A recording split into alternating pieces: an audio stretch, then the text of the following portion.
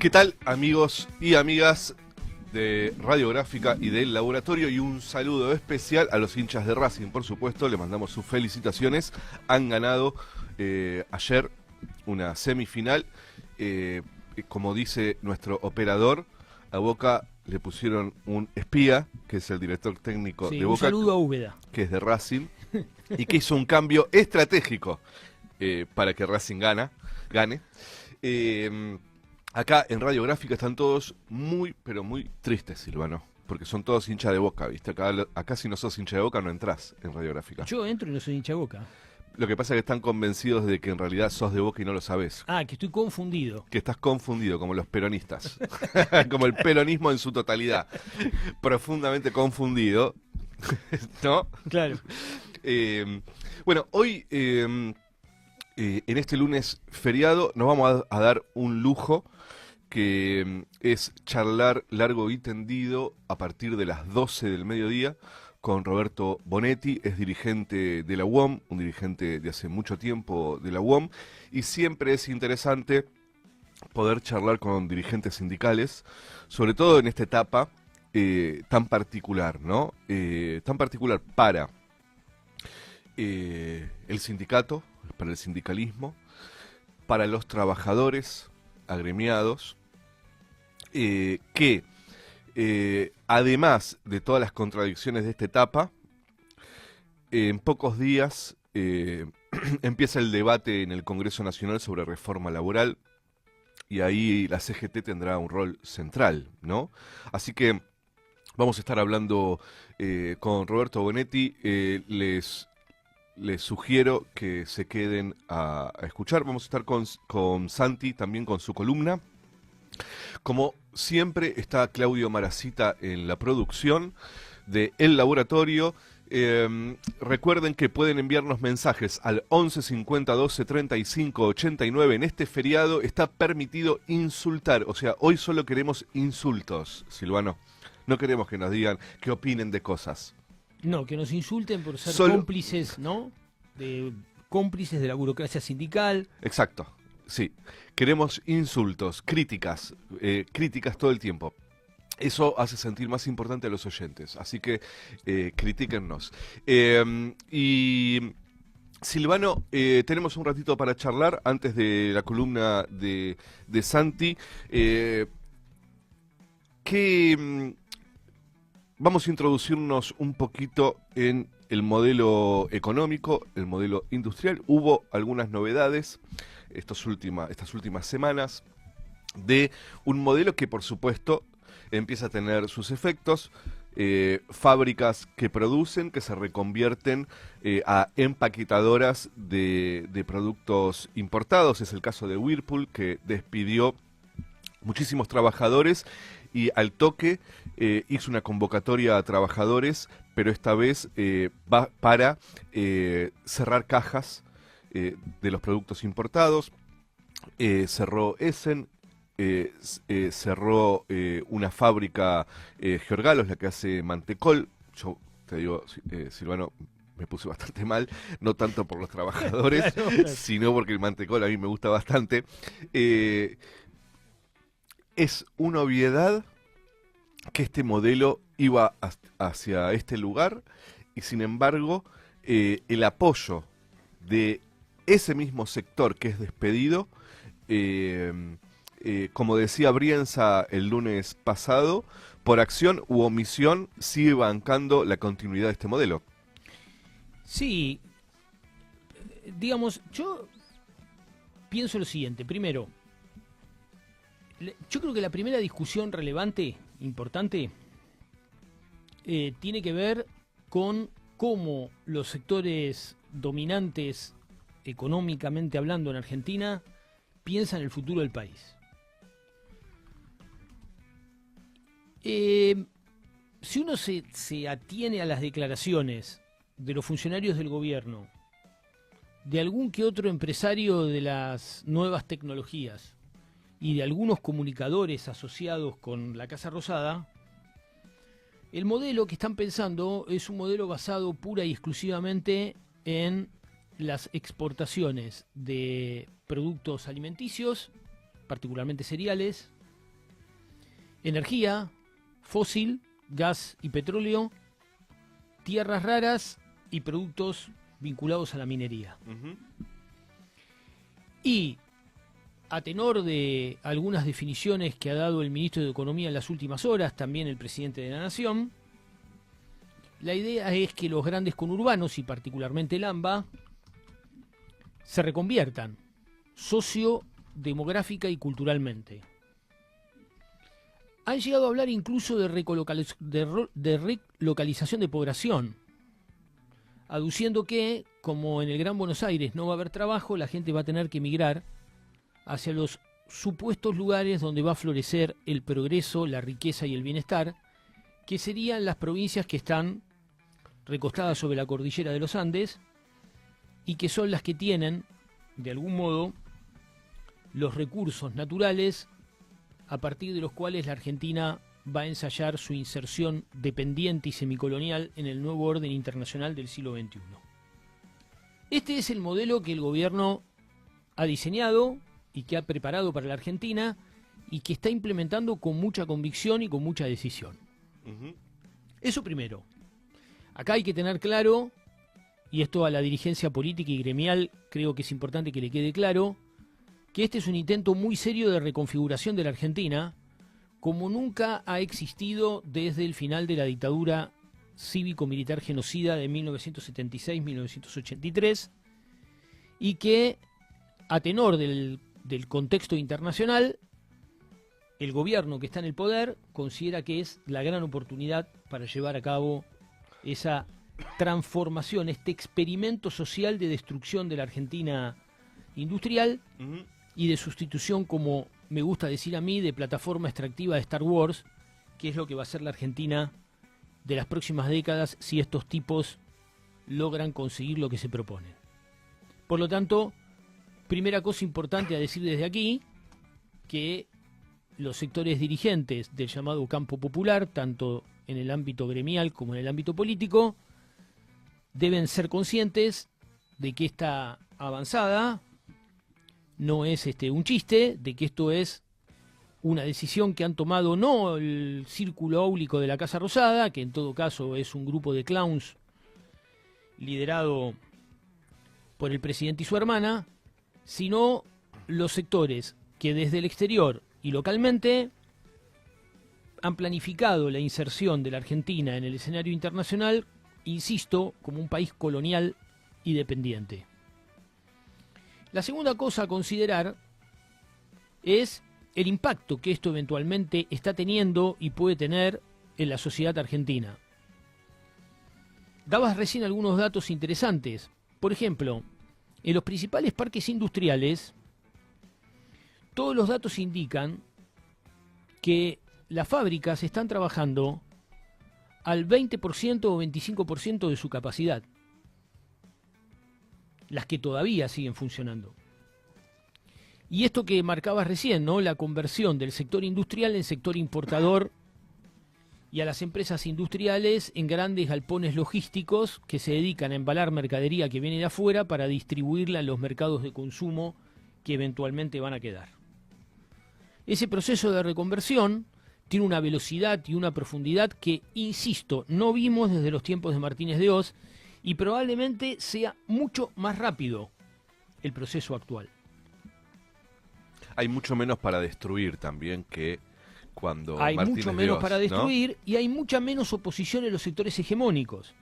Porque en la etapa de la dictadura había sectores de las Fuerzas Armadas y sectores del empresariado que todavía se oponían con cierto grado de éxito tanto a la privatización de algunas áreas estratégicas, como podía ser la energía atómica o podía ser el sector petrolero, y también a la destrucción de la industria argentina. En la etapa de Martínez de Hoz había un sector de las Fuerzas Armadas que defendía la industria petroquímica, la industria automovilística y la industria armamentística. Eso en Argentina se fue desmontando poco a poco desde los 90 en adelante, y hoy poco y nada queda. Y lo poco que queda está siendo rifado a 2 pesos con 50.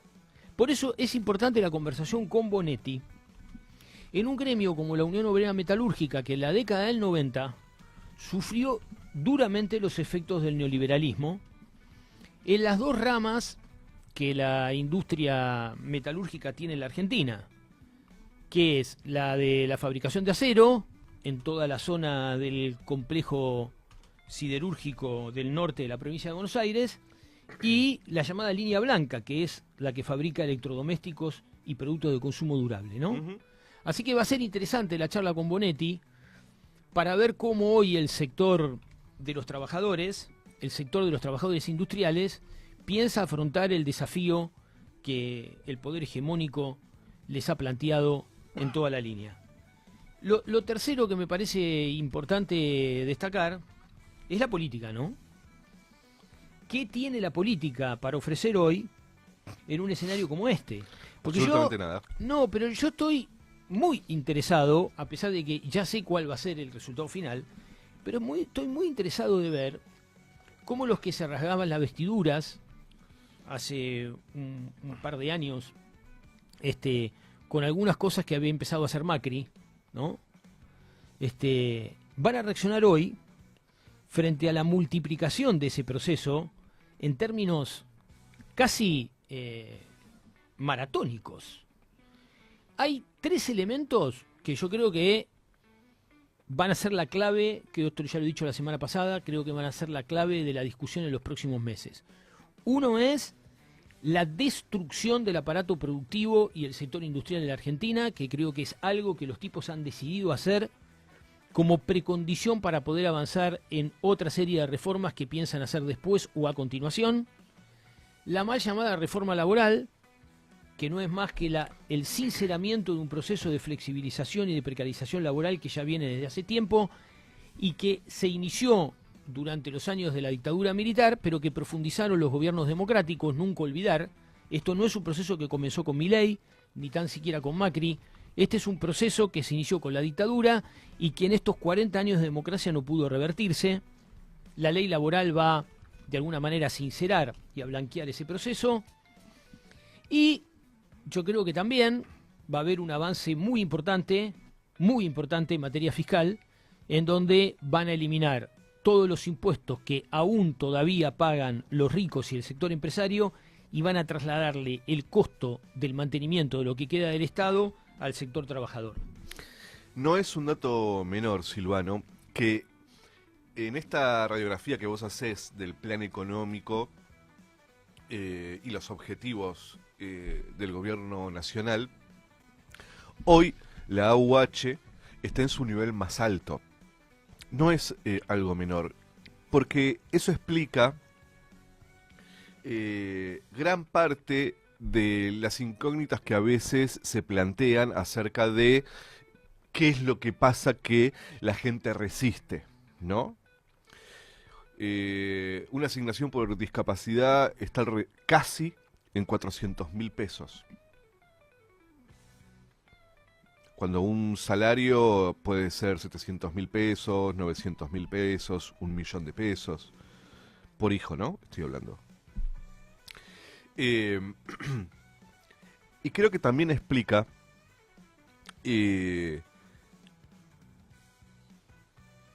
lo que sucedió con el potenciar y con esos planes más ligados al laburo, que casi que los destruyeron, pero que empezaron a meter mucha guita en la UH, y también algo de eso debe explicar la falta de movilización de los movimientos sociales que antes, durante el gobierno de Alberto, hicieron un acampe en Avenida de Mayo. Sí. Enorme, no sé si te acordás, ¿no? Me acuerdo perfectamente. Algo que para mí no hay que olvidar tampoco, Silvano, para entender el desastre en el que estamos, es la mesa del hambre que apenas claro, con asumió Tinelli. Con Tinelli. Sí. ¿Te acordás de eso? Sí. En Puerto Madero se juntaban los hijos de puta. Sí, por eso cuando aparecen los datos sobre intención de voto y la falta de participación de la gente y demás, siempre lo repetimos, siempre lo recalcamos, no somos los únicos, que todo esto ocurre luego de una serie de situaciones y de procesos en los que el peronismo, más que la solución, ha sido parte del problema. Déjame decirte algo con relación al tema de los ingresos, que me parece importante y que desde el campo popular tenemos que afrontar, ¿no? Ciertas verdades evidentes. Entre los sectores populares, los gastos fijos son mucho menores que los que tiene la clase trabajadora formal y la clase media. Punto 1. En segundo lugar, lo que vos decías, mientras las mamás cobran la prestación universal por hijo, los varones mayores de la familia, que suelen ser varios, no son solo el padre, sino también algunos hermanos mayores que todavía viven en la casa, tienen sus trabajos informales, que aportan al presupuesto familiar. Entonces la UH opera como un refuerzo de la economía informal, como un refuerzo formal de la economía informal, con una cantidad de gastos fijos infinitamente menor que la que tienen las clases medias. Esto cualquier sociólogo y cualquier economista que estudia los sectores populares lo sabe. Entonces, creo que una tarea pendiente en el campo nacional y popular es estudiar en profundidad la radiografía de consumo, ingresos y gastos de estos sectores, que explicarían de algún modo por qué cierta estabilidad económica le genera tanta expectativa, a diferencia de ciertos sectores de clase media, en donde la presión fiscal y la presión de los servicios públicos y el aumento de tarifas y los gastos fijos impactan mucho más que sobre los sectores populares. Estamos en el laboratorio, esto es Radiográfica, acá no hay nadie que no sea hincha de Boca. Vamos a escuchar... Lucas Molinari me mira como diciendo, estuviste bien en lo que dijiste, seguí por esa línea. Yo insisto, no soy de Boca. Vamos a escuchar... Si se me permite disentir. No, no se permite, Silvano. Seguimos en el laboratorio por Radiográfica. Recuerden que pueden comunicarse con nosotros al 11 50 12 35 89 y pueden ver y escuchar el programa por el canal de YouTube de Radiográfica. Si se suscriben al canal de YouTube, Radiográfica se hace mucho más rica con los ingresos de los millones de oyentes que tiene esta radio de la zona del sur de la ciudad, pero que por internet sale para todo el mundo. Estamos en comunicación ya con Santi Adano, que parece que estuviera haciendo el programa desde Irak. ¿Qué haces, Santi? ¿Cómo estás? Bien, feliz feriado. Feliz feriado. ¿Qué onda, Santi? ¿Qué tenemos para hoy? Mira, me agarró, tuve una charla con mi vieja estos días de unas canciones que quiere grabar para una amiga alemana, que siempre le pide que le mande canciones que ella cantaba cuando era joven. Y hablamos de algunas canciones de las que musicalizó Serrat de poesías de Miguel Hernández. Sí, una nostalgia de la infancia. Y quería hablar un poco de Miguel Hernández, ahí en un gesto muy poco como moderno. Pero también como que son gente que por ahí muchas de mis amigas les conocen, pero muchos otros no, ¿viste? Y como que me agarró como un nostalgiazo y me pareció que daba como para recuperar un poco su trayectoria. También pensando en todas estas cosas que pasan últimamente y las discusiones que venimos hablando, ¿viste? Como de hasta dónde... Nada, son una gente con una potencia vital y un nivel de relación con su creatividad y con su producción en todo contexto y situación que me parece muy playera, además de, bueno, esta gente que se metió hasta la rodilla en el barro de lo real. Así que bueno, para quienes estén escuchando y no conozcan, para empezar les recomiendo que googleen. Voy a leer un pedacito acá en la columna de un poema que se llama Las nanas de la cebolla. Voy a llegar un poco hasta ese lugar de cómo es que escribe ese poema y en qué situación. Pero para que googleen y lean un par de cosas ya de entrada mientras me escuchan. Es un tipo que además murió muy joven, murió a los 31 años. El chabón nace en octubre de 1910 en Valencia, en Orihuela.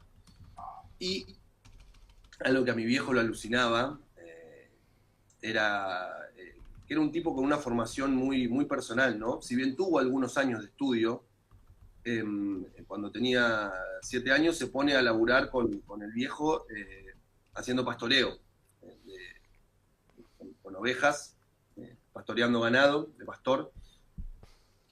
Va al colegio durante unos años, en 1915 empieza formación escolar, en 1923 todavía estudiaba en un colegio de Orihuela, regenteado por jesuitas, que le ofrecen una beca, pero el padre rechaza la beca que le ofrecen, y en el 25, después de más o menos 10 años de formación, abandona los estudios por orden del padre y se pone a dedicarse exclusivamente al pastoreo.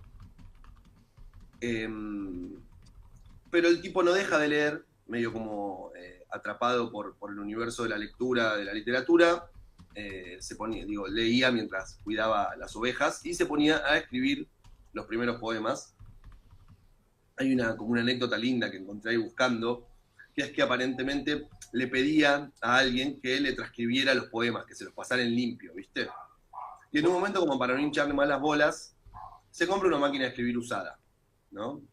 Está como traqueado eso, no se sabe quién fue el que le recomendó comprar la máquina y eso, y se compra una máquina, estas cosas raras de la gente que pasa a la posteridad, porque se sabe que un tipo que se llama Eladio Belda le aconseja comprar una máquina portátil de la marca Corona, dice, esos datos medio raros, pero que me gusta porque le dan espesor real. Y el tipo se compró una máquina que se llevaba en un atillo, viste que atillo se le dice como a esos como bolsitas que llevaba el chavo cuando se iba de la vecindad. Se iba con la máquina a escribir al monte, a escribir con la máquina a escribir en el monte, ¿no? Que,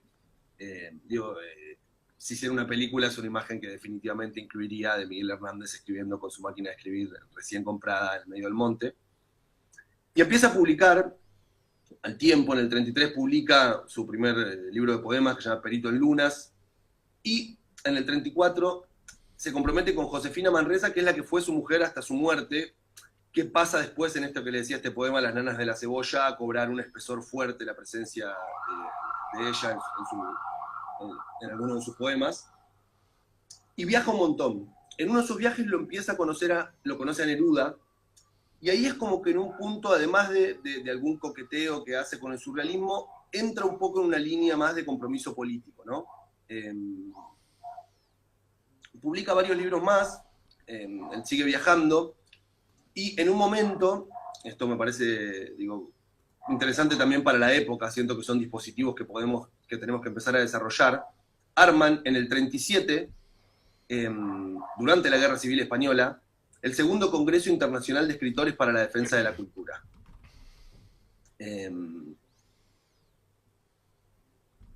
Con apoyo de la Alianza de Intelectuales Antifascistas. Son todas cosas que empiezan a resonar ahora un poco, viste, como fuerte en el aire. Viaja también en el 37 a la Unión Soviética, se queda más o menos un mes ahí, escribe varios otros poemas.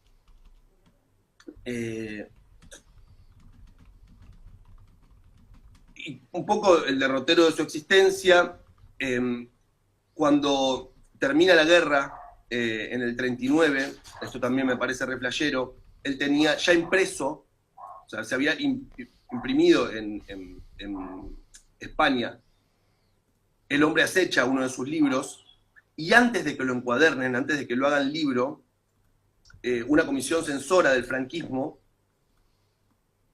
agarra ese libro, destruyen todos los ejemplares, menos 2. Quedan 2 libros sin destruir, y en el 81 reeditan ese libro que fue terminado en el 39, que el franquismo le censura a Miguel Hernández. Recién en el 81, por esos 2 ejemplares que se salvan, se puede editar en realidad El hombre acecha, porque lo habían solamente llegado a imprimir, no habían llegado al encuadernado, ¿viste? Bueno, en medio de todas esas secuencias, él habiendo luchado en la Guerra Civil Española, en un momento él quiere cruzar a la frontera a Portugal, escapándose, y son estos gestos, estos momentos chiquitos que a mí me matan, estos momentos de las biografías. Le habían regalado un reloj en su casamiento a Miguel Hernández. En Portugal lo quiere vender, un reloj de pulsera, y el joyero lo buchonea. Es el joyero el que le quiere vender el reloj, al que lo buchonea. La policía de Salazar, el dictador de Portugal de ese momento, lo arrestan y lo entregan. Intercambiaba cartas, yo había hablado en ese momento de su prometida, pero ahora su mujer, Josefina Manresa. Esto también como que me genera como una cosa, mi viejo era una parte de su historia que lo conmovió un montón. Intercambiaban cartas con esta Josefina, ¿no? Ella le cuenta en una carta que solamente puede comer pan y cebolla. Y él le manda una carta que dice: esta semana, como las anteriores, llega martes y no ha llegado tu carta. También empiezo a escribir esta para que me dé tiempo a echarla después cuando el correo me traiga la tuya, que no creo que falte hoy. Estos días me los he pasado cavilando sobre tu situación, cada día más difícil. El olor de la cebolla que comes me llega hasta aquí y mi niño se sentirá indignado de mamar y sacar zumo de cebolla en vez de leche. Para que lo consueles, te mando esas coplillas que le he hecho, ya que aquí no hay para mí otro que hacer que escribiros a vosotros y desesperarme. Y le manda este poema, uno de sus poemas más conocidos, que es Las nanas de la cebolla, que si me das permiso me gustaría leerlo, no es muy largo. Dale. Dice: la cebolla es escarcha, cerrada y pobre, escarcha de tus días y de mis noches. Hambre y cebolla, hielo negro y escarcha grande y redonda. En la cuna del hambre mi niño estaba, con sangre de cebolla se amamantaba, pero tu sangre escarchada de azúcar, cebolla y hambre. Una mujer morena resuelta en luna se derrama hilo a hilo sobre la cuna. Ríete, niño, que te tragas la luna cuando es preciso. Alondra de mi casa, ríete mucho. Es tu risa en los ojos la luz del mundo. Ríete tanto que el alma al oírte bata el espacio. Tu risa me hace libre, me pone alas. Soledades me quita, cárcel me arranca. Boca que vuela, corazón que en tus labios relampaguea. Es tu risa la espada más victoriosa. Vencedor de las flores y las alondras, rival del sol, por venir de mis huesos y de mi amor. La carne aleteante, súbito el párpado, el vivir como nunca coloreado. Cuánto jilguero se remonta, aletea desde tu cuerpo. Desperté de ser niño, nunca despiertes. Triste llevo la boca, ríete siempre. Siempre en la cuna, defendiendo la risa, pluma por pluma. Ser de vuelo tan alto, tan extendido, que tu carne parece cielo cernido. Si yo pudiera remontarme al origen de tu carrera. Al octavo me ríes con 5 azares, con 5 diminutas ferocidades, con 5 dientes como 5 jazmines adolescentes. Frontera de los besos serán mañana, cuando en la dentadura sientas un arma, sientas un fuego, correr dientes abajo buscando el centro. Vuela niño en la doble luna del pecho, él triste de cebolla, tú satisfecho. No te derrumbes, no sepas lo que pasa ni lo que ocurre. Me destroza esta imagen. Pará, Coco. Estamos leyendo poesía potente. Vení, Coco. Al octavo me ríes con 5 azares. Esa imagen de los dientes me destroza, me mata. En septiembre del 29, Neruda interviene, ellos quedan en contacto, Neruda interviene y logra que lo liberen sin haberlo procesado, pero lo vuelven a encarcelar y en el 40 lo juzgan a pena de muerte.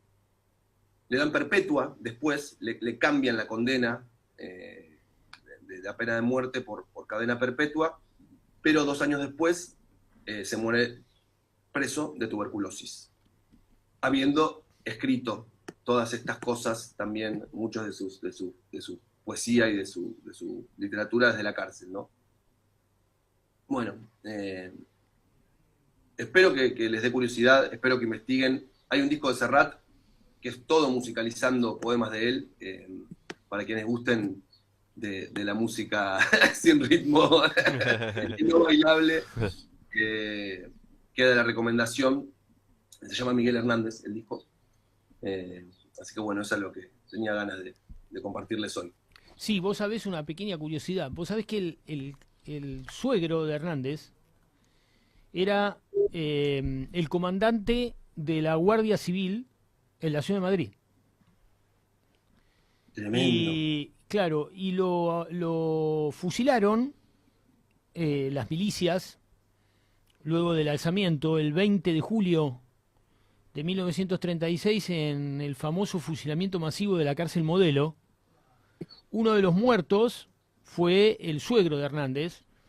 La esposa de Hernández fue la que después, a pesar de estar distanciada de él, trató de negociar durante un montón de tiempo para que a él le conmutaran la pena, y a través de los vínculos que tenía con Falange consiguieron que un juez militar le condonara la condena a muerte por cadena perpetua. Una cadena perpetua. Porque la familia de la esposa eran falangistas. En su totalidad, claro, eran todos guardias civiles. Y habían participado activamente del alzamiento, los hermanos, o sea, los cuñados de Hernández y algunos primos. Era una familia muy numerosa y tenían muchos vínculos con Falange. Y entonces Hernández, al igual que Lorca, era una persona muy respetada en algunos ámbitos de la derecha, sobre todo de la derecha más menos fascista, digamos, ¿no? Menos fascista. Y en Falange también, porque José Antonio y algunos de los líderes de Falange tenían un pasado de poetas. Habían participado de concursos de poesía y entonces se conocían de la década del 20 y tenían ciertos vínculos y ciertas amistades entre ellos que hicieron que le sirvieron mucho para que Hernández no fuera fusilado en el acto cuando lo detuvieron, ¿no? Nada, tremendo, no sabía eso. Sí, es una peripecia, pero bueno, a Lorca, digamos, a Lorca le pasó lo mismo. Lorca, cuando lo secuestran y se lo llevan, estaba en la casa de un reconocido falangista de Granada, que él había ido a pedir refugio ahí, y esta familia de falangistas lo protegió o lo trató de proteger hasta que el coronel Casteló lo mandó secuestrar y se lo llevó para fusilarlo en una cuneta. Con Hernández pasó una cosa bastante similar, pero esta vez exitosamente porque evitaron, de alguna manera, que lo pasaran por las armas en el momento que lo detuvieron, ¿no? Y fantaseo con un futuro en el cual si no se hubiera muerto de tuberculosis, los gobiernos cambian, las situaciones cambian, ¿viste? Era un tipo que, no sé, tal vez hubiera logrado salir con una pena una cadena perpetua. Estas cosas que pienso a veces en los libros que hubiera escrito después, ¿viste? Sí, además es extraño porque él se negó a salir de España. Como otros se fueron y lograron escaparse, Hernández fue un tipo que se negó a salir de España y pagó las consecuencias de haberse negado a salir, como pasó con una parte importante de los republicanos que habían sido movilizados, sobre todo en el periodo final de la guerra, ¿no? Entre noviembre del 38 y abril del 39 hubo mucho republicano que no quiso salir y que Franco finalmente los terminó agarrando y fusilando masivamente, ¿no? Recomendamos una película que es un clásico que se llama Morir en Madrid. Sí, claro. Que es un peliculón documental. Yo creo que a cualquiera que esté interesado en la guerra civil y no solo en la cuestión política de la guerra civil, sino también en la cultural, ¿no? Esa peli es muy, muy buena, muy, muy buena. Y es muy recordada la escena de esa película, de los chiquitos entrando a los trenes hacia Rusia, hacia la Unión Soviética, que los mandaban a criarse allá, ¿no? Casi 30.000 chicos fueron. Wow. Y es muy... Esa parte de la película es muy conmovedora, porque ahí uno toma dimensión, me parece, de lo que estaba en juego, ¿no? Sí, claro. Y hay otra película que no tiene mucho que ver, por supuesto, con la guerra civil, pero sí con esto de qué hacen los militantes con sus hijos, que es La Guardería, en donde también militantes, montoneros, dejan a sus hijos en una guardería en Cuba, en la cual son criados con mucho amor. Todos recuerdan la guardería como un lugar en donde los cuidaron mucho, en un contexto, por supuesto, en donde no estaban con sus padres, y algunos, sus padres terminaron asesinados, desaparecidos. Y esa película La Guardería también es muy, muy fuerte porque, porque relata muy bien, ¿no? Eh, eh, no solo la vida de esos chicos, sino sobre todas las cosas, las cartas que mandaban los padres y cómo explicaban a un niño por qué estaban ahí y qué estaban haciendo ellos, ¿no? Parece otro mundo, parece otro mundo completamente, porque... Es ayer, ¿eh? y es ayer. Y fue hace nada, ¿no? Pero quizás también sirva para explicar un poco tanto Morir en Madrid, que por supuesto fue años 30, ¿no? Eh, del siglo pasado, eh, La Guardería durante los 70 eh, en Argentina y en Cuba, pero también quizás esas dos películas eh, puedan explicar el peso de las convicciones, ¿no? Que tenían antes las convicciones y cómo la militancia era una forma de ver el mundo y no eh, un pasatiempo que se tenía eh, eh, para, bueno, para cambiar el mundo y yo qué sé, pero a mí me parece que Miguel Hernández, que no es tan conocido hoy, eh, tranquilamente podríamos estar hablando también, Santi, de Pacurondo, ¿no? Eh, y, y de tantos, en realidad, ¿no? Y de tantos. Pero creo que hay alguna similitud también en lo que le pasó a Pacurondo con lo que le pasó a Miguel Sí, sí, Hernández, claro, ¿no? claro. Y además, por supuesto, el nivel de la poesía, que la de Pacurondo también es una poesía de muchísima calidad, ¿no?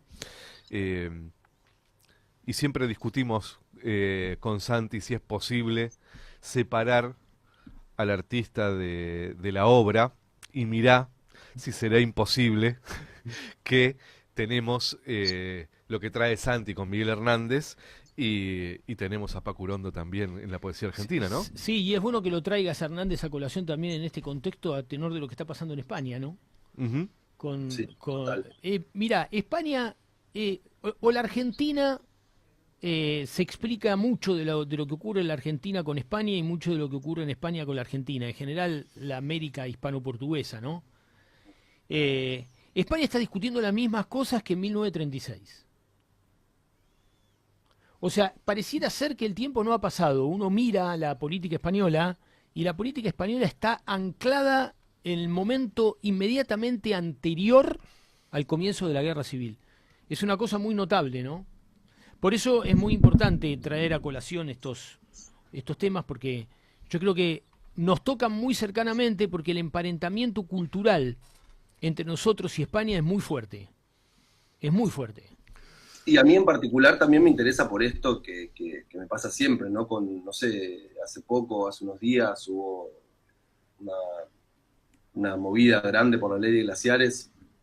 Mucha gente del arco artístico se sumó, participó, pone su grano de arena. No saben lo difícil que es, la cantidad de mensajes que quedan sin responder, por ejemplo. Gente que me conoce, ¿entendés? Ujú.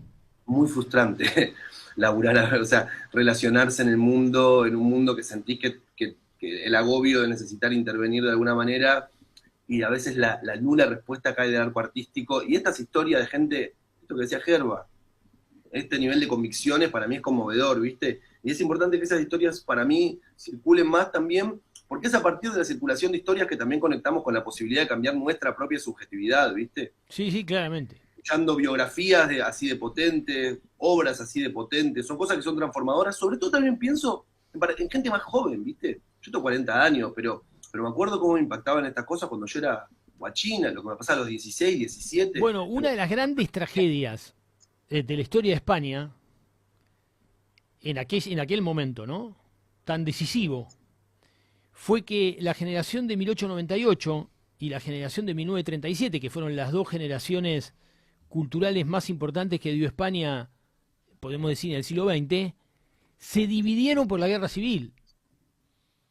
Tipos que habían sido amigos, tipos que habían sido incluso socios intelectuales, terminaron unos de un lado y otros del otro, ¿no?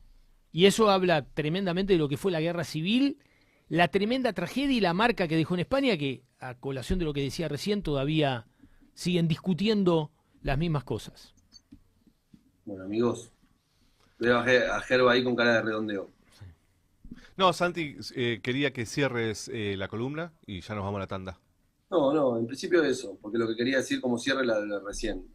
Lo importante que me parece entrar en contacto con estas historias de vida tan potentes y con esta gente, con lo que a mí por lo menos me conmueve, esta gente que avanza con este ímpetu por la existencia, y también este vínculo con el arte, ¿no? Como de intercalarlo en tu militancia, intercalarlo en tu encarcelamiento, intercalarlo en tu laburo de pastor, como algo de alguien que tiene esa potencia creativa, que la tiene que filtrar en todos los espacios de su vida, que no son su escritorio de trabajo, su estudio pintadito de blanco en un barrio fino, ¿viste? Uh-huh. Así que bueno, nada, un poco recuperar esta figura, me parece que en estos momentos, y ojalá que contagien de entusiasmo a alguien estas historias. Gracias, Santi. Nos vemos el lunes que viene. Los quiero, amigos. Nosotros también. Era Santi Adano con su columna de cultura y la biografía de Miguel Hernández. Seguimos en el laboratorio por Radiográfica. Recuerden que pueden comunicarse con nosotros por WhatsApp al 11 50 12 35 89 y que pueden mirar y escuchar el programa por el canal de YouTube de Radiográfica o por la web, lo pueden escuchar. Está ya con nosotros en el piso Roberto Bonetti. Él es dirigente de la UOM, más específicamente de la UOM Capital. Hace mucho tiempo que su militancia es en la UOM. Vamos a estar charlando un poquito de todo. ¿Qué tal, Roberto? ¿Cómo estás? Gracias por haber venido. No, al principio, gracias a ustedes por la invitación. A nosotros nos interesa mucho, charlábamos con Silvano antes del programa, en este momento en particular y siempre, charlar con dirigentes gremiales, porque por supuesto está la coyuntura, la reforma laboral, etcétera, etcétera, pero también son tiempos extraños, ¿no?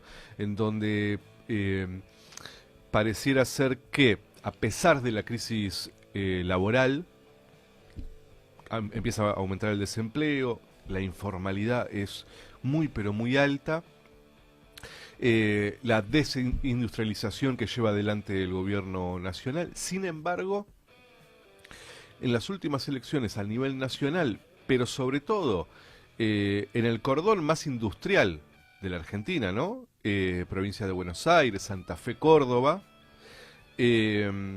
hay un apoyo muy, muy fuerte todavía al gobierno nacional. Quería que empecemos por ahí y después vamos a profundizar un poco más en lo que tiene que ver con tu militancia, tu historia y algunas cosas más del mundo gremial. Pero en principio lo que te preguntaría es, ¿qué crees que está pasando, en principio, en los trabajadores alrededor de la idea de que todavía hay que darle un poco más de margen a Milei? O quizás crees que no es así.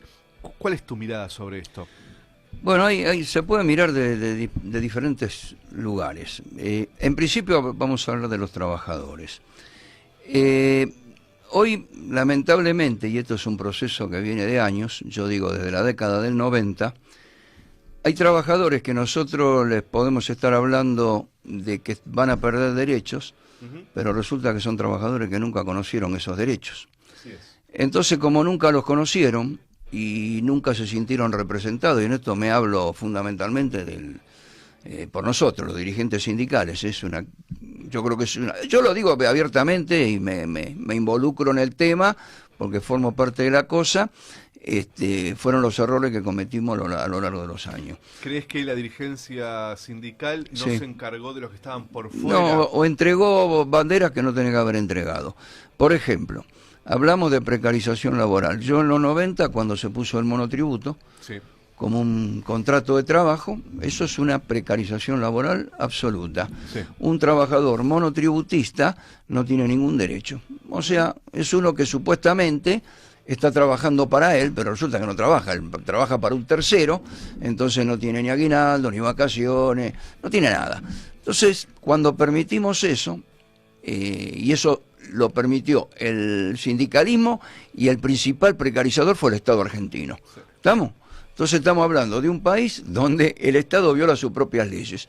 Porque el monotributo, bien lo dice la ley de contrato de trabajo, se considera contrato de trabajo. Porque es así, no puede haber un trabajador que trabaje para otra persona sin un contrato de trabajo. Bueno, el Estado eso lo abrió. Yo a veces hablo con gente del Estado y ellos consideran de que no, pero tenés que ver que el Estado es diferente. ¿Por qué es diferente el Estado? Un trabajador del Estado tiene que ser diferente a un trabajador privado. El trabajador tiene un patrón, puede ser el Estado, puede ser un privado. Yo considero que tiene que tenerlo. Bueno, eso fue parte de lo que hoy estamos recogiendo. Compañeros y compañeras que le podemos hablar de defender derechos que nunca lo conocieron, que se la rebuscan como pueden. A eso se le sumó, fundamentalmente por la desindustrialización y la falta de trabajo, se le sumó lo que yo llamo la uberización del trabajo. Cuando digo uberización, no solamente al que maneja un Uber, sino al que reparte pizza en una bicicleta, donde no tiene nada. Bueno, el sindicalismo todo eso no lo peleó. Y a mí cuando me dicen que no lo podemos pelear, yo digo que sí que lo podemos pelear. Y estoy hablando del caso más extremo. No hablo solamente del monotributo, que por ahí tenés un Estado o alguien con quien discutir. Hablo de lo que se llama la uberización del trabajo. Donde te dicen, ¿contra quién peleamos? Si es una aplicación que no sabemos dónde está. Bueno, señores, remítanse a la ley de contrato de trabajo. Artículo 30. El artículo 30 dice que el que contrata personal a través de terceros es solidariamente responsable. Entonces, si yo paro a una persona, a un compañero en una esquina, y cuando viene un compañero con una bicicleta, le digo, ¿qué llevas adentro? Una pizza. A ver, mostrame el ticket de la pizza. Pizzería Carlito. Voy a Pizzería Carlito y le digo que me muestre el recibo de sueldo. Y si Pizzería Carlito no lo tiene, la sanciono. Entonces, si nosotros apoyamos la ley y usamos la ley, tenemos herramientas. No me digan, no digo que es fácil, todo es difícil, pero lo peor es no hacer nada. O sea, me tengo que remitir a épocas de dictadura, lo conversaba recién con un compañero. ¿Qué derecho teníamos? Ninguno. Encima, si abríamos la boca, nos mataban, nos tiraban al río. Fue así, 30.000 desaparecidos nos costó. Bueno, sin embargo, no resignamos ningún derecho. Se peleó como se pudo, volvimos a juntarnos dentro de la fábrica con los dirigentes presos, nos quitaron todas las afiliaciones, dejaron a los sindicatos sin afiliados, nos volvimos a reafiliar. ¿Por qué? Porque había conciencia colectiva, porque estábamos todos juntos entre un galpón, entre una fábrica, eso era como una madriguera. Nosotros ahí nos cuidábamos, sabíamos lo que teníamos que hacer. Hoy, lamentablemente, eso se perdió. Y se perdió por las políticas que se hicieron en el país. Desindustrializar, hoy no tenemos más esas fábricas que teníamos potentes con 3.000, 4.000 trabajadores. Hoy, yo hablo de la metalúrgica. Nosotros en Capital teníamos, qué sé yo, Pirelli, 3.000 trabajadores. Hoy Pirelli tiene 200, 300. Y no hablemos de las pequeñas pymes. Entonces, todo eso que se perdió, y sumado a lo que dije anteriormente, hizo que tengamos el resultado que tenemos, que hoy un trabajador o una trabajadora no identifica al enemigo. Porque yo digo, vos fíjate, cuando nos desafiliaron a todos en la dictadura, el caso de la UONI, muchos sindicatos consiguieron más afiliados que los que tenían. Porque hasta aquel que tenía diferencia con el sindicato, por los motivos que sea, se afilió porque identificaba al enemigo. Sabía que el sindicato podía tener discrepancia, pero el que lo iba a hacer pelota era el enemigo, la dictadura. ¿No? Entonces yo creo que esto que está sucediendo hoy es producto de equivocaciones que cometimos en el sindicalismo. Y en la política también. Porque hoy, vamos a ser claros, tampoco un trabajador diferencia mucho un modelo de otro. Voy a ser claro, hubo el último gobierno nuestro con Alberto Fernández. Fue un gobierno que evidentemente no colmó las más mínimas expectativas que podían tener los trabajadores. Y no digo que Alberto Fernández, la misma compañera Cristina, hicieron algo en contra de los trabajadores, pero no fueron políticas determinantes que modificaron algo. Seguimos más o menos ahí, ¿viste? Distinto fue lo que hizo Néstor Kirchner, ¿viste? Néstor fue otra cosa. Por eso Néstor sumó juventud, sumó lo que sumó, porque el cambio se vio. Porque veníamos también de un proceso como el de ahora, el de la década del 90, que este es el émulo del 90, nada más que mejorado y peor porque tenemos un país mucho más empobrecido. Y Néstor sí cambió. Nosotros habíamos perdido 500.000 puestos de trabajo. Y con Néstor levantamos en poco tiempo 270.000. Hubo políticas bien claras, determinantes, industriales. Que yo digo, un país sin industria no tiene destino. A pesar de la década de los 90, Menem se presenta a elecciones con Néstor, saca un buen porcentaje de votos, después, por supuesto, en el balotaje iba a perder y se baja. Pero ¿cuánto de posibilidad de lo que hizo Néstor fue por el 2001? Por el levantamiento de la gente. ¿Cuánto crees que eso influyó para que Néstor pueda llevar adelante el plan que llevó? No, lo que pasa es que ya cuando viene el 2001, aquellos que, como sucede hoy, creían que la política menemista era buena, ya se habían dado cuenta del fracaso. ¿Por qué? No solamente, Menem ganó 2 elecciones. La primera la gana con el 48% de los votos. Y gobierna 10 años y medio, porque gobierna medio año de Alfonsín, 6 años del primer mandato, porque era bueno, pero vos fíjate, cuando él hace la reelección, ya llevaba 6 años y medio de gobierno y saca el 52%. Sí. Y había pasado de todo ya. Sí, pero ¿qué pasó? Pero sobre todas las cosas pasa la inflación. La gente venía de la hiperinflación. El tipo la tranquiliza, hasta hubo deflación. Claro, se empezaron a perder puestos de trabajo a rolete. Lo que pasa es que había un país donde había mucho trabajo todavía. Había mucho trabajo. Bueno, eso no se notó tanto, se empezó a notar después. Muchos hasta veían el beneficio. Yo en ese momento era un trabajador de la empresa MG. Y te digo la verdad, nosotros éramos todos menemistas. ¿Por qué? Por eso te digo que según lo que el trabajador observe, nosotros veníamos de la hiperinflación, donde en una empresa que teníamos buenos salarios, trabajábamos horas extras. ¿Qué producían en MG? Calefactores y termotanques. ¿Dónde? ¿En dónde estaba la fábrica? Sí. En Caballito, en la avenida Avellaneda. Ajá. Bueno, teníamos una ventaja. El producto que nosotros fabricábamos no entraba importado, porque es un extracto a gas. Entonces tiene que cumplir con las normas de gas del Estado, no entraba. Entonces nosotros laburo teníamos. Ahora, época, fin de Alfonsín, hiperinflación. Trabajando nosotros, yo era delegado, trabajando horas extras, cobrando todos los aumentos que daba la UON, que en ese momento hacíamos paritaria por quincena. Claro. Para que tengas una idea, teníamos cerca de un 30% aumento mensual. Malas horas extras, más tener un salario conformado bastante bueno. Tuvimos que ir a hablar con la empresa y decirles que la plata a nosotros no nos duraba una semana, y era verdad. La empresa dice, pero muchachos, sí, no es una queja contra ustedes, pero la realidad es que no tenemos ni para venir a laburar, porque no nos alcanzaba ni para el colectivo. Y llegamos a un acuerdo con la empresa, que la empresa nos dé 50 pesos todos los viernes. La quincena con horas extras eran 120. 2 viernes de 50 pesos prácticamente era una quincena más. Y dijimos, bueno, cuando termine todo este despelote de la hiperinflación, vemos cómo arreglamos, devolveremos hora de trabajo y no vamos a devolver plata porque era imposible. Bueno, cuando terminó todo eso le debíamos un año de laburo a la fábrica. Conclusión, llegamos a una salida política, devolvimos un par de horas, la empresa entendió la necesidad, acordamos. Ahora, de esa situación a pasar a una situación que sin tener aumentos salariales, porque la UON no tuvo paritarias en esa época, y algún manguito que nosotros conocíamos, más algo de deflación que hubo, nosotros se nos mejoró el poder adquisitivo. Entonces veíamos que bárbaro, no nos dábamos cuenta que otros compañeros estaban perdiendo el trabajo, porque empezó la importación indiscriminada. O sea, te pongo este contexto para que veas que en la cabeza del trabajador está lo inmediato, lo que él ve en su día a día. Y para nosotros, viva la pepa. Después nos dimos cuenta del desastre que vino. Por eso después, vino, porque después termina los 4 años de Menem, viene de la Rúa, sigue el mismo modelo. O sea que el modelo neoliberal duró 12 años y medio. Bueno, ahí quedó todo distribuido, está del 2001, y bueno, ahí sí ya el pueblo entendió que tenía que haber un cambio, y eso lo... Pero así todo, vos fijate esa elección, guarda que hay que tener una lectura muy importante de esa elección, cómo vota el pueblo argentino, porque primero sale Carlos Menem, ponele que, no me acuerdo, pero un 22% de los votos. Sí.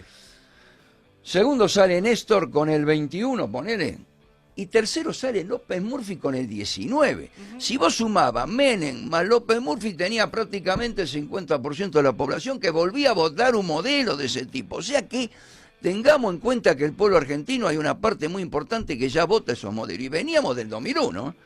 Por eso yo siempre tuve muy en cuenta esa elección. Dije, ojo, no creamos que acá todo nacional y popular, que el pueblo piensa así. Y entre eso hay trabajadores, no hay 50% de oligarcas, que todos millonarios y... No. Hay una mezcla. El por qué no lo sé. Sinceramente, el por qué no lo sé. Hoy, ¿qué estás viendo en los afiliados de la UOM, en los trabajadores de las metalúrgicas?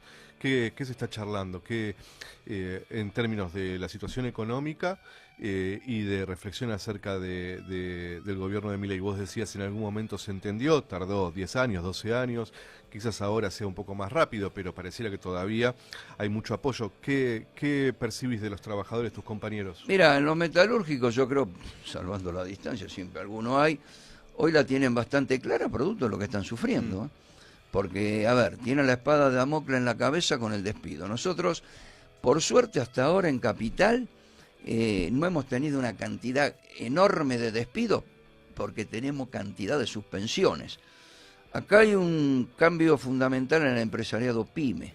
Esto hay que verlo también, hay que hacer el análisis de las cosas. Nosotros en los 90 los PYME rajaban gente así, pum. Yo importo. Después se dieron cuenta, yo creo que ahora se dieron cuenta que el mismo que rajan es el que compra, el que consume. Esto para las pymes, no para las multinacionales, que tienen otra espalda. Hoy son muy cautos y yo llevo empresa medianamente importante como Emerroso, fabrica caños para los gasoductos y todo eso. Llevamos prácticamente un año trabajando 2 días menos por semana. La empresa paga el 75% de los salarios caídos, incluso ahora le dio una especie de bono aparte a la gente y le dio un bolsón de comida, que ellos siempre tienen eso. O sea que tratan de mantener los planteles. ¿Es una pyme? Sí, es una pyme de 200 trabajadores. ¿Dónde está? Está en la calle 27 de febrero, ahí costadito del río. Bueno, pongo esta porque creo que es la que más suspensiones tiene. Y sin embargo los empresarios, hasta ahora, mirá, le firmamos por el 223, que es el 223 VIP, que digamos, para no tener que hacer procedimiento de crisis, la empresa no quieren entrar en esa, pagan el 75%, me pidieron que le haga la de diciembre y la de enero. O sea que ya no tienen proyección de trabajo no sé por cuánto tiempo. Igual no te hablan de despidos, pero el trabajador lo percibe, porque sabe que en algún momento el despido va a llegar y aparte, aunque cobren el 75% del salario, no yendo a trabajar durante 2 días por semana, eso le pega de lleno también en el salario. Un salario que hoy la UOM tiene prácticamente más del 60% de los trabajadores debajo de la línea de pobreza. Por los salarios de la UOM son paupérrimos, están debajo de la línea de pobreza. O sea que la situación yo creo que para los muchachos metalúrgicos la tienen clara, producto de lo que están viviendo, ¿viste? Robert, te quería preguntar sobre el tema de la CGT. Vos tenés muchos años en el gremialismo, estás en un gremio que fue muy importante y que es muy importante dentro de la CGT. Quería hacerte 2 preguntas. Primero, ¿cómo ves a la CGT? No solo a los dirigentes, digamos, ¿cómo ves a los gremios de la CGT? Y si es posible algún tipo de unidad entre los gremios del sector industrial para tener más fuerza, no solo en la discusión de los proyectos de ley que el gobierno va a presentar, la reforma laboral y demás, sino para ir prefigurando un modelo de salida que contemple al sector industrial. Entonces, ¿cómo ves eso? Mira, la CGT, yo en principio, y me hago cargo de lo que digo, no creo en la unidad en este momento. Porque si hubiera unidad real, hubiéramos conseguido un solo secretario general. Y no 3 o 4. Cuando eso es porque no hay acuerdos y un poco para dejar conforme a cualquiera ponemos uno de cada sector. Para mí, a mí no me da, digamos, sin esto abrir juicio sobre ningún dirigente, sino sobre ese modelo de una CGT con 3, con 4 secretarios generales, nunca digamos, se ha contemplado o ha reaccionado en los verdaderos problemas que tienen los trabajadores. Yo la veo que una CGT, ojalá me equivoque, ojalá estos compañeros que asumieron nuevos tomen las decisiones que hay que tomar, pero la realidad que yo veo una CGT que a mi criterio no va a estar a la altura de las circunstancias, por más buena voluntad que tenga, no hablo de esto de traiciones ni de nada, simplemente porque pasa lo que vos me preguntás por los gremios industriales están destruidos. Ahora la CGT, cuando la CGT fue importante en la historia del movimiento obrero, yo siempre lo digo, hubo dos CGT muy importantes, la de José Ignacio Rucci y la de Saúl Ubaldini. ¿De dónde era José Ignacio Rucci? De un gremio industrial. ¿De dónde era Saúl Ubaldini? De un gremio industrial. Los gremios industriales, y esto sin desmerecer a nadie, tienen otra impronta. Están acostumbrados más a la lucha, a la pelea, al cuerpo a cuerpo. El gremio del Estado, negociar con el Estado es más fácil que negociar con un privado. Claro. Entonces nos enfrentamos a otro tipo de problemas. Nosotros por ahí tenemos que ir a pelear que a un trabajador le den una camisa en un taller. Y lo peleamos. Entonces hay otra concepción. Yo la verdad que hoy veo muy, muy lejos, producto de la desindustrialización del país, que un gremio de la industria pueda conducir la CGT. Y yo la verdad, cuando volvamos a tener un solo secretario general, como lo tuvimos con Ubaldini, y ojo, Ubaldini fue elegido secretario nacional en una CGT trucha, porque en plena dictadura fue elegido secretario general de la CGT Brasil, porque teníamos una CGT participacionista, que la comandaba Jorge Triaca, del gremio del plástico, ¿sí? También gremio industrial, pero con sus bemoles. Y bueno, ellos negociaban con la dictadura. No digo que entregaban compañeros ni nada de eso, pero eran flojitos. Y bueno, del otro lado, compañeros que estaban presos, rearmaron esa CGT trucha. Yo le digo trucha, pero fue la CGT que todo el mundo recuerda. Después llegó a ser la CGT oficial, pero se peleó desde la CGT Brasil. Y hubo consenso para elegir un solo secretario general, que nosotros, dicho sea de paso, lo estamos reivindicando desde la UON, porque cuando vimos, por una casualidad, dónde estaba sepultado Saúl Ubaldini, realmente nos dio vergüenza. Vergüenza. No puede ser que el movimiento obrero no se haga cargo de poner en el lugar que le corresponde a ese secretario general que peleó contra la dictadura.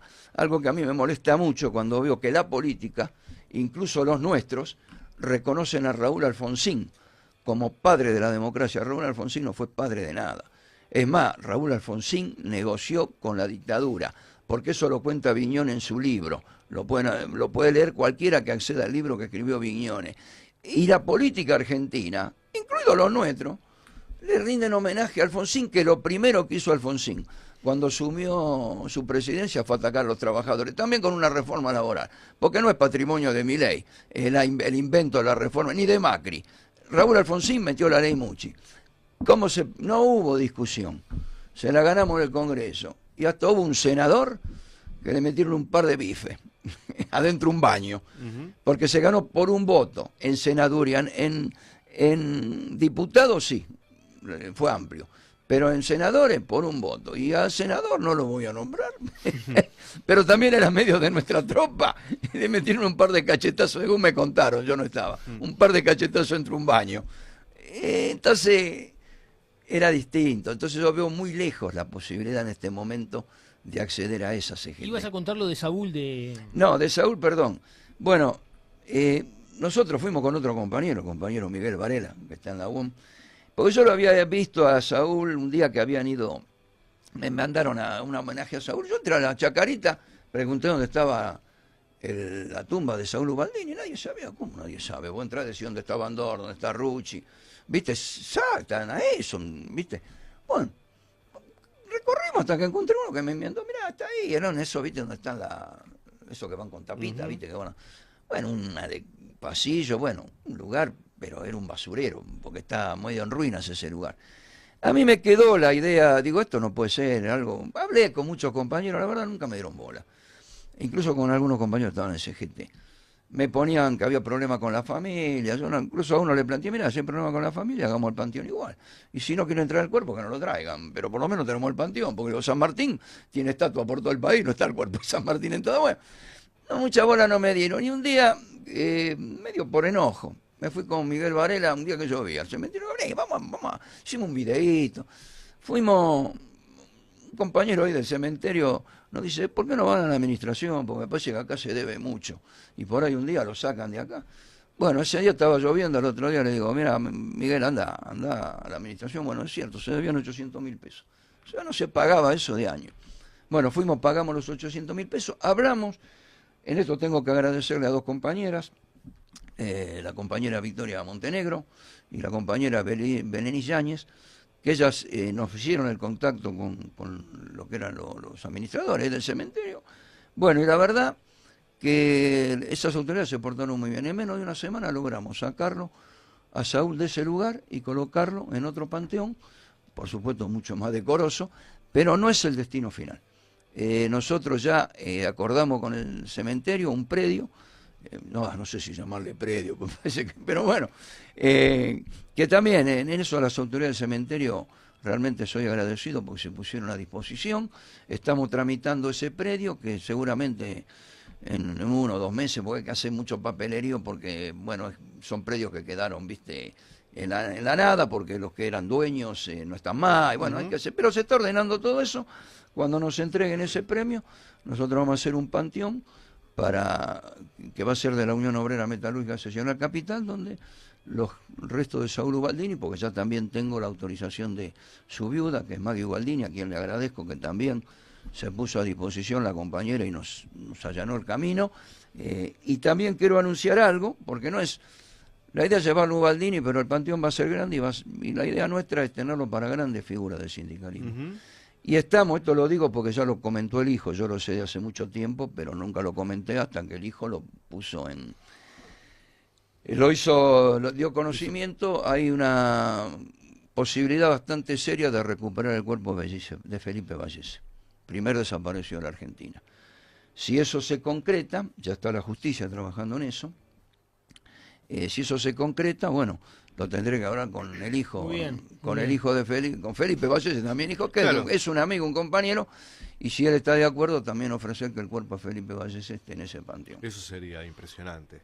Bueno, por lo menos creo que lo que buscamos nosotros, más allá de reivindicar a estos compañeros, es volver a instalar la discusión sobre ese modelo sindical.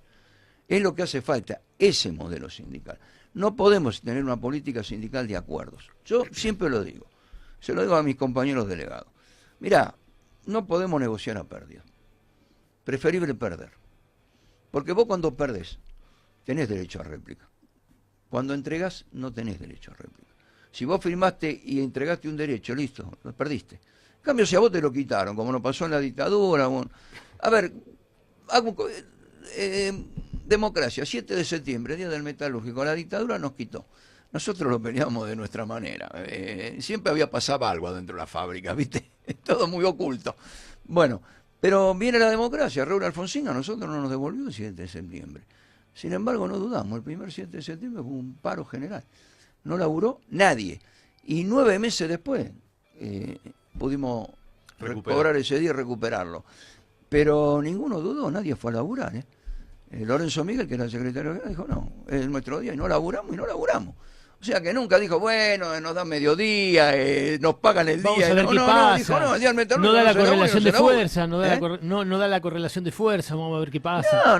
Y a ver, veníamos de un tipo que nos había ganado al peronismo, que venían viento en popa los tipos, políticamente.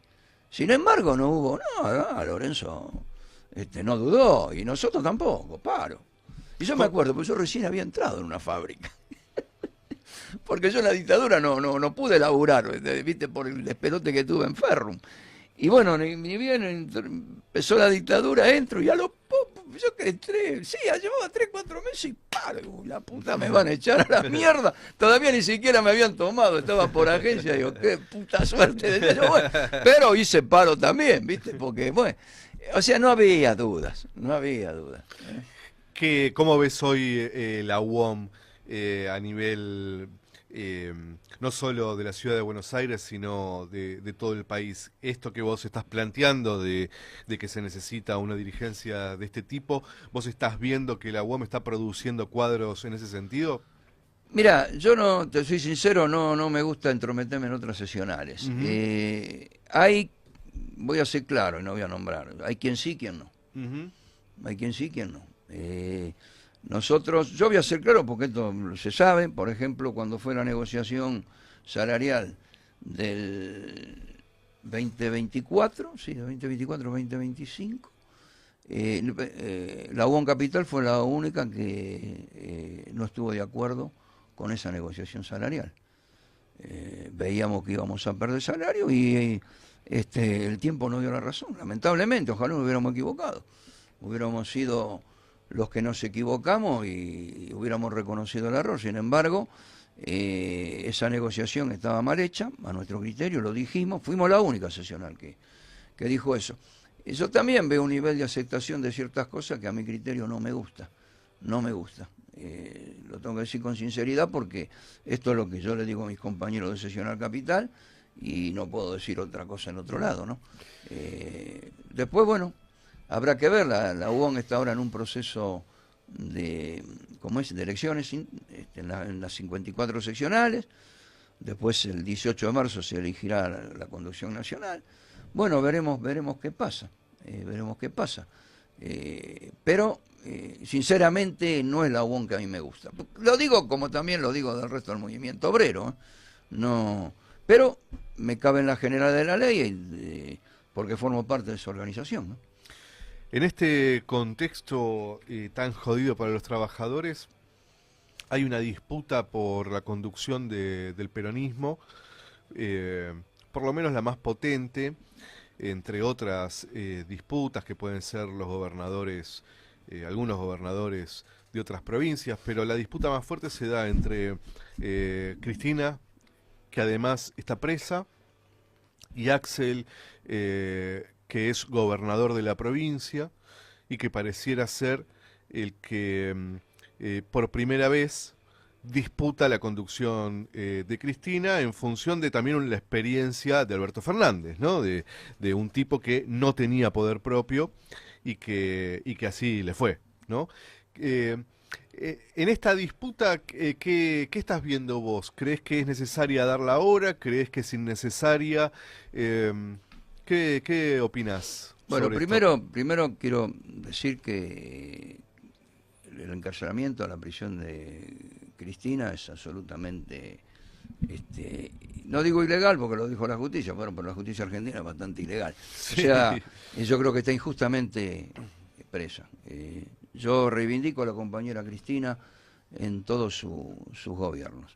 Siempre sé que estuvo del lado nuestro. Aunque quizá de conducción sí entiendo que cometió errores. De conducción partidaria más que nada. Ahí está el punto. Una cosa es una cosa y otra cosa es otra cosa. O sea, yo a Cristina la reivindico en sus 2 mandatos y digo que su encarcelamiento es injusto. Creo que esta disputa sí hay que darla.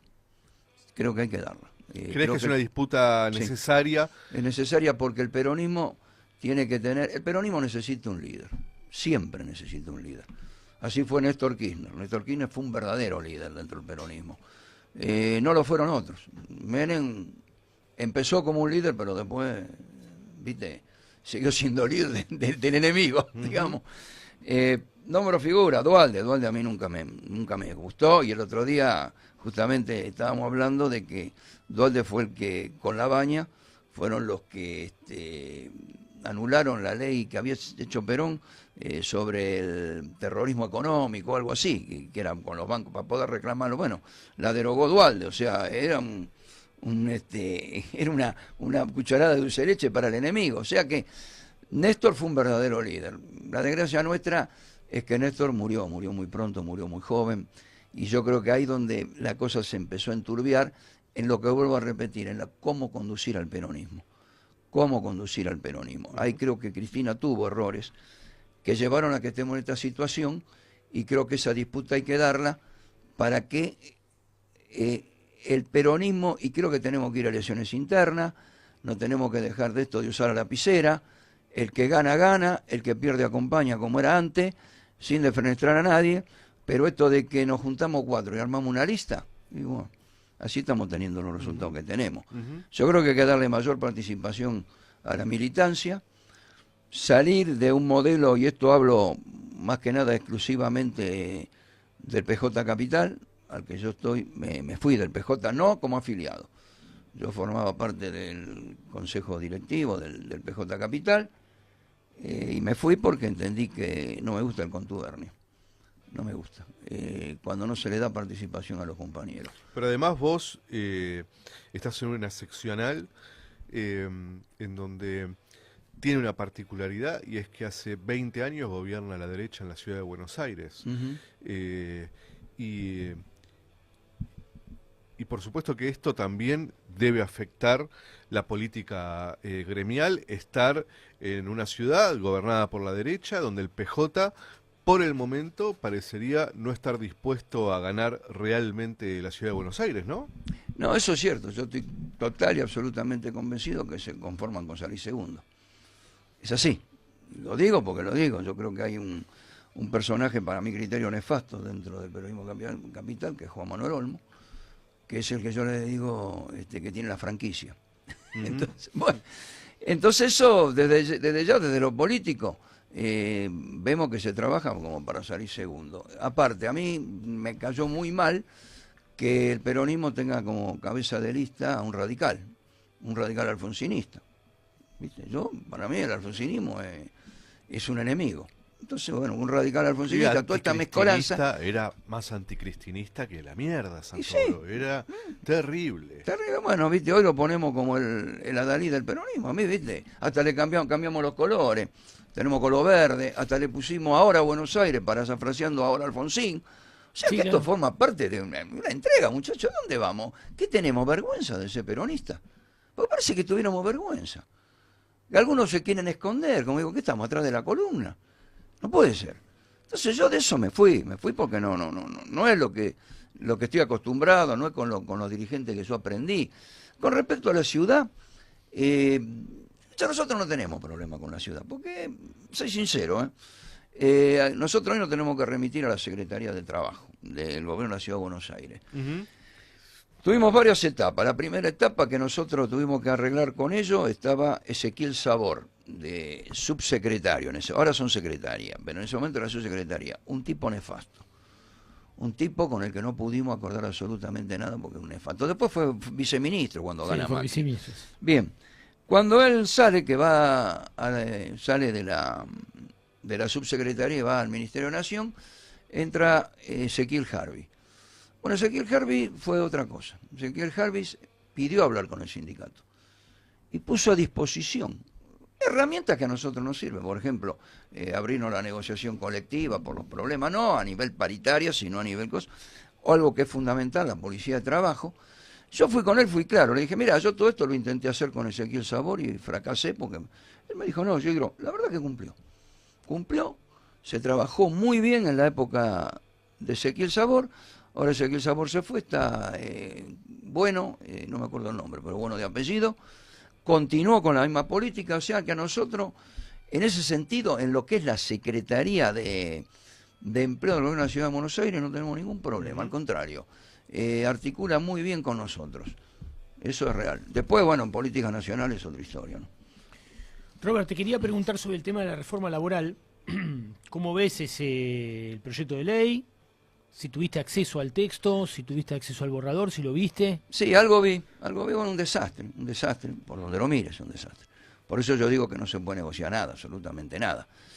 Por ejemplo, te privilegia los convenios por fábrica, sobre el convenio colectivo, una locura. Salvo que el convenio por fábrica supere al convenio marco, al convenio colectivo, bueno, sí. Claro. Porque nosotros lo hacemos, lo Pero tenemos. eso ya está vigente. Sí, por eso. Pero no, ahora acá, supere o no supere, dale que va. O sea que si... Para dividir. Listo, dale que va. Para dividir y debilitar la capacidad de negociación. Por otro lado, bueno, va a privilegiar el sindicato por actividad. O sea, atomización del movimiento. O sea, todo lo que plantea es todo en contra del movimiento obrero. Es todo en contra. Por eso digo, muchachos, no hay que sentarse a negociar. Hay que pelear.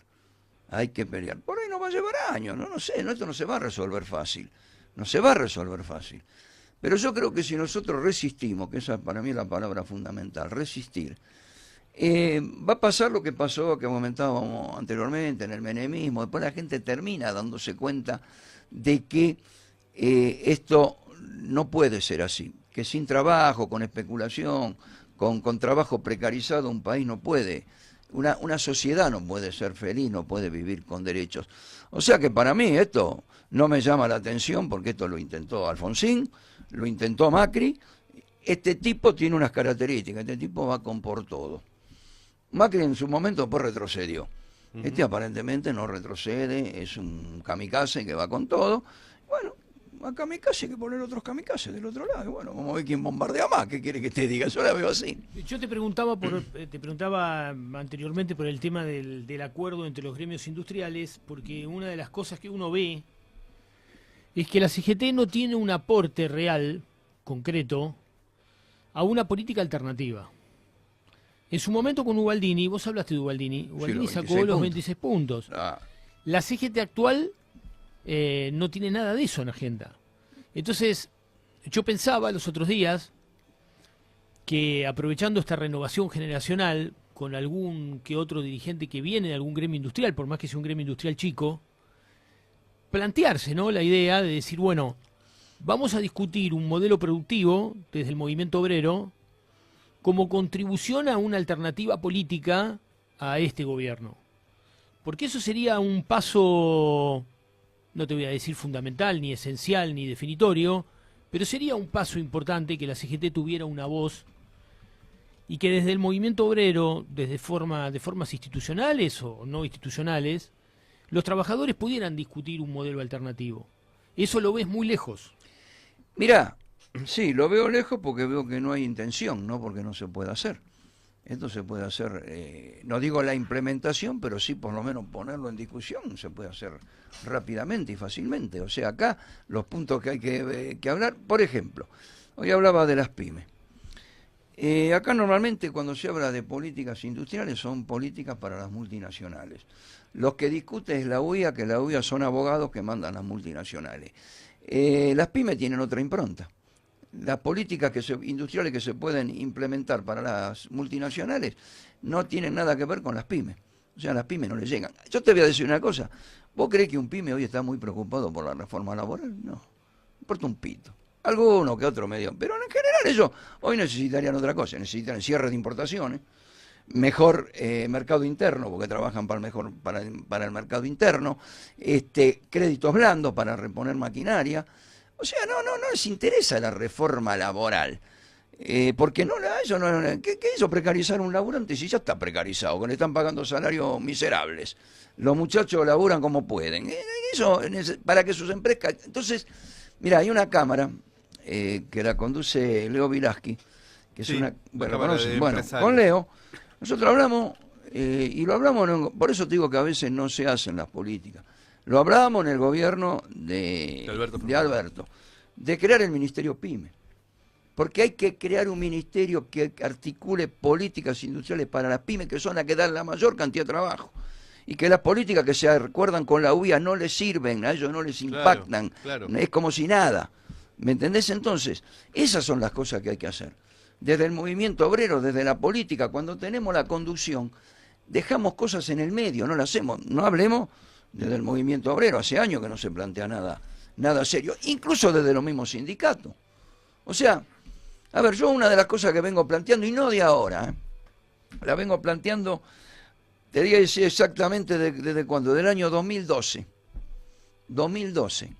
Vengo planteando dentro de mi gremio, cuando era secretario general, mi secretario general, compañero Antonio Caló, que tenemos que modificar el convenio colectivo de trabajo. Porque nosotros tenemos un convenio colectivo que fue ejemplar, pero tiene 50 años. 50 años. Entonces, ¿cómo puede ser? Yo te cuento un caso. Convenios por empresa. Yo tengo la empresa Exxo, que tenía un montón de personal fuera de convenio. Y hay buena relación con él. Entonces, yo hablo con el abogado, que es el que representa ante el empresario, porque, escúchame, vos no podés tener tanta gente fuera del convenio. Entonces me dice, bueno, está bien, yo te la pongo en el convenio. Decime, yo tengo un trabajador, una trabajadora que crea el software y le vende, como es la computadora al Banco Nación. ¿Dónde lo pongo en tu convenio? Y tenía razón el tipo. Está, porque ni siquiera está la computadora. ¿Me entendés? Porque es un convenio del año 75. Entonces, hicimos un convenio por fábrica. ¿Qué te quiero? Vos fijate, en ese convenio por fábrica, la UON tiene administrativo de cuarta. 4. Yo en esa empresa tengo administrativo 16. 12 categorías por encima. La UON tiene técnico de sexta. En esa empresa yo tengo técnico 17, 11 categorías. Y ahí pusimos. En el año 2012, la Seccional Capital logró hacer el único convenio homologado que existe sobre software, con la empresa NEC Internacional, porque el software está incluido dentro del convenio colectivo de la UON. Lo hicimos. Convencionamos ante los ingenieros en software. Yo a partir de ahí planteé, dentro de la UON Nacional, tenemos que arreglar esto con las cámaras. Nunca me dieron bola. Entonces, esas cosas hacen que vayamos perdiendo trabajadores, que se nos atomice el movimiento obrero. Entonces, yo digo, Milei para mí es el enemigo y es un problema.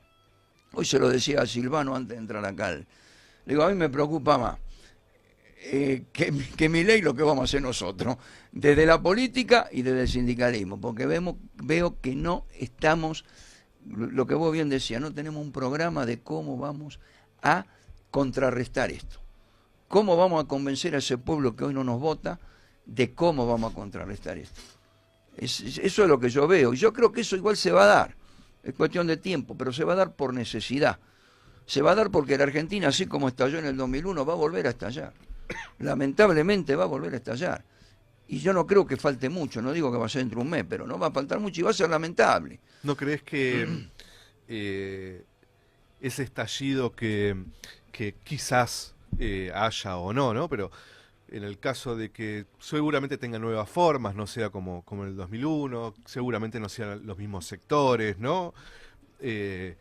Hoy pareciera ser que la presión más fuerte la están teniendo los sectores medios empobrecidos, ¿no? Con 4 laburos, etcétera, un poco lo que planteaba Silvano en la editorial, ¿no? Los que tienen los gastos fijos del hogar que te van liquidando, ¿no? ¿No crees que puede haber un riesgo si la política sindical, junto con la dirigencia político-partidaria, no se transforma en una alternativa real y sigan en este quilombo de que no se ponen de acuerdo en nada y que no tienen ideas, que ese estallido pueda salir para el otro lado inclusive, y que sea un estallido que quiera profundizar un modelo autoritario, conservador, represivo, y no como fue el 2001, que tuvo características de más progresistas, si querés, para decirlo de alguna forma. ¿No crees que podría llegar a suceder algo así? No, ¿No? Sinceramente no, yo no lo creo. No lo creo porque creo que el estallido va a ser producto de que la gente se dé cuenta que estos modelos, como pasó en el 2001, que estos modelos nos llevan a la pobreza. Y te digo más, yo creo que el estallido no va a venir de los sectores más empobrecidos. El estallido viene de la clase media. Como pasó en el 2001 ¿Sí? también, ¿Por ¿no? qué? Porque la clase media, aquel que mandaba a los hijos a un colegio privado y hoy ya no lo puede mandar, y esto no va en defenestrar a la educación nadie, pública, sí, claro. pero viste por ahí, por cierta característica, aquel que se iba de vacaciones No se va más. a Pinamar y ahora se tiene que ir a la Tonina, ¿viste? Para decir alguna cosa. Sí, o endeudados con la O tarjeta de endeudarse crédito con la para tarjeta, morfar. ver que no pueden pagar las expensas. ¿Qué pasó? Cuando se quedaron con la plata en los bancos, ¿quién salieron? Salieron los empobrecidos, ¿no? Salieron los que más o menos tenían un Y banquito. los trabajadores formalizados, ¿no? Que están siendo expulsados, que están cayendo a la desocupación, ¿no? Mira, yo hablo por el caso de UON, ¿no? Hoy yo creo que la UON, salvo algunas cuestiones, hoy el trabajador, yo lo veo. Nosotros, por ejemplo, mira, te cuento un caso. Nosotros tuvimos hace 15, 20 días atrás una empresa que puso 4 trabajadores fuera de convenio. La empresa Fujitec, multinacional. Nosotros no se lo aceptamos, los delegados no lo aceptaron, la empresa no nos dio pelota, hicimos varias negociaciones, incluso llevándola a la Secretaría de Empleo, no nos dieron bola. ¿Qué hicimos? 3 scratches. Uno por una semana, dijimos, bueno, fuimos ahí a la Avenida Belgrano, plim, plum, pla, le pegamos los carteles y todo. El tercer scratch, hablo con el compañero Víctor Ramos, que me llama, me dice, che, no, estamos terminando, nosotros hacíamos 2 o 3 horas de scratch. Bueno, pero ¿qué te quiero decir? La gente se sumó a eso, los delegados, el cuerpo del Congreso Delegado de la UON. ¿Y qué logramos? logramos que al tercer escrache la empresa pusiera a los 4 compañeros. Ahora todos me decían, che, ¿vas a hacer todo este despelote por 4 compañeros? Sí, lo hago por 4 y por 1. Porque más allá de que uno para mí es importante, es que si yo dejo que esto suceda, después van a ser 10, 20, y ya en esta empresa teníamos antecedentes, porque hace 10 años atrás habíamos tenido 15 días bloqueada porque me quería tomar monotributista, y no lo permitimos. Entonces, ¿qué quiero decir? La gente, si el dirigente va al frente y le aclara que esto no se tiene que dejar, que pase, la gente acompaña. Y quizás eso explique lo que está pasando. La sociedad entendió que no hubo acompañamiento, lo que vos planteabas con el gobierno de Alberto Fernández, y por lo tanto hoy está eligiendo cosas que los perjudican y que seguramente lleve hacia esos lugares que vos planteás, hacia donde llevaron siempre estos modelos, pero venimos de una experiencia muy traumática. Yo creo, sin dudas, que el movimiento obrero organizado tiene un rol fundamental, muy pero muy importante en tratar de evitar que esto sea peor. Estamos ya sobre el cierre del programa. Y te queremos agradecer mucho por esta charla. Ojalá se repita, porque nos quedan un montón de cosas para hablar. Gracias, Robert, por venir. No, por favor, gracias a ustedes, porque bueno, siempre es bueno poder uno plantear las ideas, ¿no? Así que agradecido yo, y bueno, cuando ustedes quieran, yo siempre estoy a disposición. Muchas gracias. Era Roberto Bonetti, dirigente de la UON Capital. Nos vemos, ya viene nuestro compañero Vera. ¿Cómo se llama el programa de ustedes? Laudatistas. Iba a hablar sobre eso, pero no voy a hablar porque van a hablar ellos. Nos vemos el lunes que viene. El sábado es el Festival de Radiográfica. A partir de las 17 horas aquí en la calle. Los esperamos a todos. Nos vemos. Adiós.